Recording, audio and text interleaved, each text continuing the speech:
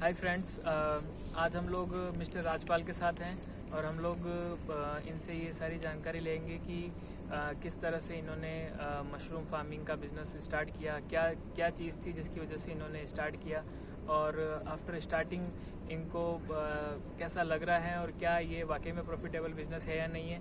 तो सर आप बताएं कि आपने कैसे आपके दिमाग में ये आइडिया आया मशरूम फार्मिंग का। सर मैं एग्रीकल्चर का स्टूडेंट हूँ। एग्रीकल्चर से मैंने एमएससी की हुई है। तो हमें इंटरव्यू में एक टॉपिक मिला था कि भाई आप कोई भी नवाचार खेती के बारे में आप एक टॉपिक तैयार करो, तो मैंने मशरूम का तैयार किया था। फिर इनोवेशन से रिलेटेड इनको टॉपिक मिला था तो आपने मशरूम फार्मिंग के ऊपर इनोवेशन का ये टॉपिक इन्होंने चूज़ किया। हाँ जी। उसके बाद मेरा इंटरव्यू के बाद सिलेक्शन हुआ नहीं, तो फिर मैं इस फील्ड में आया। मैं मशरूम मैंने ट्रेनिंग ली। फिर पहले मैं 1 साल सोनीपत में मैंने एसी प्लांट पे काम किया, वहाँ पे रह के। उसके बाद पूरी नॉलेज लेने के बाद फिर मैंने ये अपना सेटअप था। अच्छा, ठीक है। और तो राजपाल जी, हमें हमारे व्यूअर्स को जैसे कि ये जानना है आपसे कि आपने ये जब मशरूम फार्मिंग का स्टार्ट किया तो क्या ये आपको प्रॉफिटेबल लगता है और कोई एक नॉर्मल जो किसान है वो अगर इस फील्ड में आना चाहे तो क्या ये एक सही डिसीजन है उसके लिए? सर ये देखो, अगर सही तरीके से किया जाएगा ना तब तो प्रॉफिटेबल है, लेकिन अगर सही तरीके से किया नहीं गया ना तो फिर नुकसान हो जाता है किसान का। तो सही तरीके से करने के लिए इसके लिए क्या आप सजेशन देंगे लोगों को? देखो, एक तो अगर कोई सीजन का करेगा तो टाइम का सबसे ज्यादा ध्यान रखना होता है। भाई किस टाइम पे ये लगानी है और कब तक ये चलेगी, सबसे ज्यादा ये डिपेंड करेगा। उसके अलावा डिपेंड करता है कंपोस्ट। तो कंपोस्ट उसने कैसा लिया, लॉन्ग मेथड का वो उन्होंने खुद तैयार किया है या अपना भाई किसी से परचेज किया है। तो अगर परचेज करता है तो शॉर्ट मेथड वाला करे, वो कहीं से भी करे, अपने नज़दीक से जो उनको मिले, नज़दीक से नज़दीक जो ट्रांसपोर्ट ज़्यादा ना लगे वहाँ से परचेज करे शॉर्ट मेथड का। तो शॉर्ट मेथड का मतलब इनका ये है कि जैसे कि 2 तरह के मेथड है, लॉन्ग है और एक शॉर्ट है। तो जो लॉन्ग मेथड है उसके अंदर हम लोग बिना पास्चुराइजिंग चैम्बर के करते हैं, और अगर शॉर्ट मेथड की बात करें तो पास्चुराइजिंग चैम्बर से हम लोग करते हैं, जिससे कि बहुत ही अच्छी क्वालिटी की कंपोस्ट बनती है। तो इसीलिए इनका सजेशन सबको ये है कि अगर कोई बाहर से परचेज करे तो जो पास्चुराइजिंग चैम्बर जिनके पास है उनसे परचेज करें, ताकि उन्हें कोई नुकसान ना हो और उनकी जो कंपोस्ट है वो अच्छी क्वालिटी की भी मिले और मशरूम भी उसके अंदर अच्छे से ग्रो हो सके। और तो हम लोग जैसे हमारे व्यूअर्स ये जानना चाहते हैं कि जब आपसे अगर वो कंपोस्ट अगर खरीदे, जैसे आपका पास्चुराइजिंग चैम्बर है, तो अगर आपसे या किसी भी नज़दीकी किसान से अगर वो खरीदे तो इसमें कितनी कंपोस्ट के अंदर कितना प्रोडक्शन निकल सकता है? देखो, कम से कम भाई 1 क्विंटल में 20 केजी कम से कम आएगी। सीजन में कर रहा है तो वो ज़्यादा भी जा सकती है, 20 से 22 केजी आ जाए, 25 आ जाए। वो कुछ डिपेंड करेगा टेम्परेचर पे भी, कुछ करने पे भी डिपेंड करेगा भाई कौन किस हिसाब से कर रहा है, भाई पानी कब लगा रहा है, कब तुड़ाई कर रहा है, कब सफाई कर रहा है, कब कवरिंग कर रहा है, वो सब चीज़ें डिपेंड करेंगी। लेकिन कम से कम आप सीजन का 20% मानो कि 20% तो आएगी, उससे ऊपर भी आ सकती है। ओके, तो अगर हम लोग 100 किलो कंपोस्ट अगर हम लोग बाई करते हैं तो उसके अंदर हम लोग 20 से 25 किलो तक एक्सपेक्ट कर सकते हैं कि हमारी मशरूम्स उसमें से निकल सकती हैं। तो अगर हमें जैसे एक अगर हम लोग 200 स्क्वायर फीट का या फिर हम लोग मानते हैं 300 स्क्वायर फीट का एक छोटा कमरा लेते हैं, उसके अंदर अगर हम लोग तकरीबन कितने बैग्स हम लोग लगा सकते हैं और उसकी मतलब क्या सीज़न रहेगा हम लोगों को स्टार्ट करने के लिए? जैसे सर्दी में अगर हम लोग बात करें कि हम लोगों को सीजनल स्टार्ट करना चाहिए, तो सीज़न क्या रहती है आपके हिसाब से? देखो, सीजन स्टार्ट हो जाती है अक्टूबर में। अक्टूबर की आप 15 तारीख मानो, 15 तारीख में आप स्पोन लगाना स्टार्ट कर देते हैं किसान, और लगाने को लास्ट दिसंबर तक भी लगाते हैं। ये तो लगाने का है कि भाई स्पोन लगा सकते हैं। उसके बाद प्रोडक्शन आता है मार्च तक, लास्ट मार्च तक चला जाता है। 25 मार्च, जैसे भी पिछले साल 22 मार्च तक मेरे पास मशरूम चल रही थी, लॉकडाउन लग गया, लेकिन वो लास्ट तक जाएगा, मार्च तक प्रोडक्शन आपका आएगा। तो इसके अंदर हम लोग एक सीजन के अंदर कितनी बार कंपोस्ट लगा सकते हैं अलग अलग, और कितना इससे प्रोडक्शन कितनी बार, मतलब कितना टाइम हमारे को इसकी क्या ड्यूरेशन रहेगी? कंपोस्ट तो एक बार लगेगा। सर्दी का सीजन का हिसाब ये होता है कि एक झोपड़ी में एक बार लगेगा, और जब भी आप स्पोन मिला के अंदर डालोगे कंपोस्ट को तो वो 1 महीने बाद या 35 दिन बाद प्रोडक्शन देना स्टार्ट कर देगा, और वो लगभग चलता रहता है। पहले जैसे डाला है तब उस पीरियड में 1 महीने बाद ज़्यादा आएगी, जैसे ही प्रोडक्शन लगभग पूरा हो लेगा उसके बाद थोड़ी आने लगेगी, कम आएगी, लेकिन आती रहती है, मार्च तक चलेगा। तो मार्च तक हम उसी कंपोस्ट से जितना हमारे से प्रोडक्शन मतलब उसके अंदर से निकल सकता है हम लोग उसके अंदर से लेने का प्रयास करेंगे।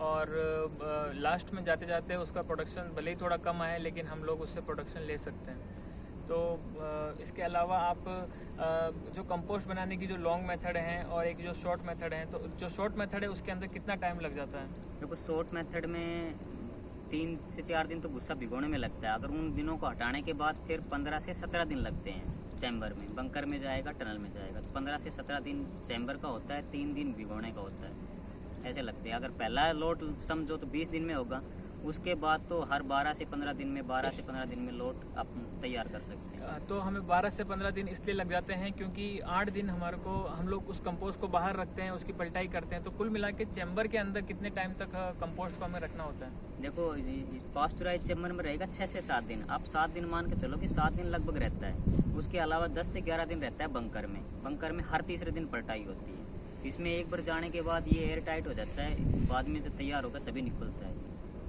ओके। तो सर हमें ये जानना है कि जैसे अगर कोई इंसान थोड़ा दूर है मतलब, तो आप क्या सजेस्ट करते हो उनको? ट्रांसपोर्टेशन का मेथड क्या रहना चाहिए? क्या उसको कंपोस्ट के अंदर बीज मिला के देना चाहिए? जो हमने जैसे हमारे व्यूअर्स को हमने पिछले वीडियो में बताया कि उसके अंदर हम लोग अगर बीज मिला के देंगे तो बीज को नुकसान पहुंच सकता है। तो ऑब्वियसली अगर ट्रांसपोर्ट के थ्रू अगर हम लोग इसे ले जा रहे हैं और अगर दूर हैं तो उसके लिए क्या सही तरीका है? क्या उसके लिए ऐसी वैन की जरूरत है या फिर अभी सर्दियों का मौसम है तो हम लोग डायरेक्ट ले जा सकते हैं? क्या तरीका है? उसको डायरेक्ट ले जा सकते हैं, लेकिन उसमें स्पोन ना मिलाए। स्पोन बगैर मिलाए हुए आप उसको ले जा सकते हैं। उसको वहाँ ले जाके कंपोस्ट को उतार लो, एक बार उतार के उसको ठंडा होने दो। उसके बाद उसको मान लो बेड पे लगाना है तो बेड में उसको कंपोस्ट को डलवाओ। बेड में लगाने के बाद भी आप टेम्परेचर चेक कर लो। अगर ज़्यादा है तो एक दिन उसको बेड में रख लो, उसके बाद उसमें स्पोन मिक्स करवाओ टेम्परेचर आने पे। तो टेम्परेचर डिपेंड करेगा। अगर आप यहाँ से मिक्स करके ले गए तो कंपोस्ट को एक जगह से दूसरी जगह अगर आप रखते भी हैं ना, 10-20 कदम भी रखेंगे तब भी कंपोस्ट एक बार हीट पकड़ता है। उसके बाद अगर माइसीलियम उसमें स्पोन मिला हुआ है तो माइसीलियम चलता है। माइसीलियम एक जीव है, तो वो सांस की क्रिया करेगा तो वो ऑटोमेटिक गर्म होता है। तो ये मिक्स करके तो लेके जाना ही नहीं चाहिए। अब कई लोग बैग भरवा के लेके आते हैं, कोई दूर दूर से लेके आते हैं, बाद में ये बोल देते हैं कि यार फलाने ने कंपोस्ट खराब दिया। वो सब गलत बातें हैं। तो सही तरीका ये है कि आप कंपोस्ट को कट्टों में डाल के या फिर जो भी अगर उनके जो गाड़ी है उसके अंदर वो लेके आ सकते हैं और फिर अपने वहाँ लाके उसको एक नॉर्मल 22 डिग्री के या 25 के बीच में टेम्परेचर जब उसका रहे उसको हम लोग टेम्परेचर मीटर से चेक कर सकते हैं। तब उसके अंदर हम लोग स्पॉनिंग करें और उनके अंदर बैग्स फिर भर के और हम लोग अपने कमरे में डालें या फिर जो भी अपने बेड बनाए हैं उन पर डालें। तो ये सही तरीका है। और इसके अलावा आप प्लीज़ हमें कुछ और जानकारी अगर दे सकें, लाइक जो कंपोस्ट है उसको अच्छे बनाने के लिए क्या क्या सामग्री हमें यूज़ करनी चाहिए और एक मिनिमम हम लोग कितनी क्वांटिटी से कर सकते हैं? क्योंकि जो भी नए किसान हैं वो चाहते हैं कि वो कम से कम खर्चे में अपना एक्सपेरिमेंट करे। ये फर्स्ट जो भी इंसान अपना करना चाहता है, तो उसके लिए आपका क्या सजेशन है, क्या क्वांटिटी रिक्वायर्ड रहेगी? देखो कम से कम 3 टन कंपोस्ट कम से कम लगाए। वो कम लगाने का ये है कि जैसे अगर बड़ा रूम है, अगर आपने कम कंपोस्ट लगाया तो कंपोस्ट क्या है कि CO2 बनाएगा। उनको प्रॉपर वो CO2 मिल नहीं पाएगी कंपोस्ट को, तो वो माइसीलियम रन नहीं करेगा। उसमें काफ़ी चीज़ें की दिक्कत आएंगी। कम से कम 3 टन कंपोस्ट लगाए, सीजन में लगाए। या कोई AC का बना रहा है तो उसमें भी 3 टन से कम ना लगाए, 3 टन कम से कम लगाए। उसके अलावा जैसे मान लो भाई कहीं से अगर आप कंपोस्ट बना रहे हो तो शॉर्ट मेथड और लॉन्ग मेथड 2 है, ये लगभग सबको पता है। तो शॉर्ट मेथड में ये है कि मरने को तो काफ़ी बढ़िया भी मरता है कंपोस्ट, लेकिन उसमें श्योरिटी नहीं होती। नए किसान को जैसे मालूम नहीं तो वो थोड़ा श्योर नहीं होता। तो अगर पहली बार में अगर करना चाह रहे तो कहीं नज़दीक जहाँ भी मिल रहा है वहाँ से परचेज कर ले। पास्चुराइज चैनल का कंपोस्ट परचेज कर ले, थोड़ा अपना एक बार करके देख ले। उसके बाद उसको एक्सपीरियंस हो जाएगा 1 साल में, तो अपना खुद बनाना स्टार्ट कर ले। तो इनका सजेशन सबके लिए यही है कि अगर आपको आसपास में कहीं पे कंपोस्ट मेकिंग करने वाले फार्मर मिल जाए तो आप उनसे पहले परचेज करें ताकि आप उसकी बारीकी को समझ पाए। क्योंकि मशरूम ग्रोइंग करने के लिए टेक्निकल चीज़ें बहुत सी हमें ध्यान में रखनी होती हैं। तो उन सब चीज़ों को हमें पहले टेक्निकली साउंड होने के लिए या फिर टेक्निकली स्मार्ट बनने के लिए आपको ज़रूरी है कि आप पहले इनसे कंपोस्ट परचेज करें। क्योंकि ये कंपोस्ट बनाना जो कि शॉर्ट मेथड से हैं वो बहुत इंपॉर्टेंट है कि आप अच्छा कंपोस्ट बनाएं। तो उसके लिए अगर आपके पास में प्रॉपर रिसोर्सेज नहीं होंगे तो आप कंपोस्ट अच्छी क्वालिटी की नहीं बना पाओगे। तो फिर वो आपको वो मशरूम की जो ग्रोइंग होगी वो सही से नहीं हो पाएगी। तो इसके लिए ज़रूरी है कि आप कंपोस्ट किसी से परचेज कर लें और अपने वहाँ पे इसकी ग्रोइंग जितना भी आफ्टर कंपोस्टिंग जितना भी पार्ट है आप उसको अच्छे से समझ पाएँ। तो ठीक है sir, thank you so much आपके वैल्यूएबल सजेशंस के लिए। और डिस्क्रिप्शन के अंदर मैं आपको मिस्टर राजपाल के फार्म का डिटेल भी दूंगा, इनका नंबर भी रहेगा। तो आपको अगर कंपोस्ट अगर नियर बाई हैं या फिर आपके ट्रांसपोर्टेशन भी अच्छे से करना जानते हैं तो आप इनकी मदद से अपने पास कंपोस्ट भी मंगा सकते हैं। और फर्स्ट टाइम अगर आप कर रहे हैं तो डेफिनेटली आप मुझे या फिर मुझे आप मैसेज कर सकते हैं कमेंट में और अपनी रिक्वायरमेंट बता सकते हैं। तो thank you so much for watching my videos. Please like and share and subscribe. Thank you.